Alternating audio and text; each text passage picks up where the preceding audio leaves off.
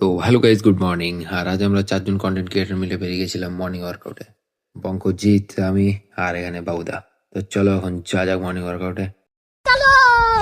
আর এখন যাচ্ছি হচ্ছে আমরা সাদা মাঠের রাস্তায়। আর তোমরা একবার অন্ধকারটা চেক করো ভাই, এখন ঘড়ির কাঁটায় বাজে হচ্ছে 5টা 20 আর এখন এতটা অন্ধকার। তারপর যাচ্ছিলাম হচ্ছে আগে শ্মশানে, আর বাবুদা এখানে বললো নাকি একটা ভূত দেখতে পেরে। চলো দেখি ভূতটা কিরকম। ভূত দেখে চলে এলাম ট্রেন দেখতে, আর এই ট্রেনটা বলছে নাকি দুবাই যাবো, আমাদেরকে নিয়ে গেল না গাইজ। হে হে। তারপর দেখতে পেলাম দাদারা কিন্তু মাছ ধরছে আর এদিকে আগুন পোহাচ্ছে। এখন ঘড়ি কাটায় বাজে হচ্ছে 6টা 15, আর এখন আমরা চলে এসেছি হচ্ছে ডিভিসির কাছাকাছি।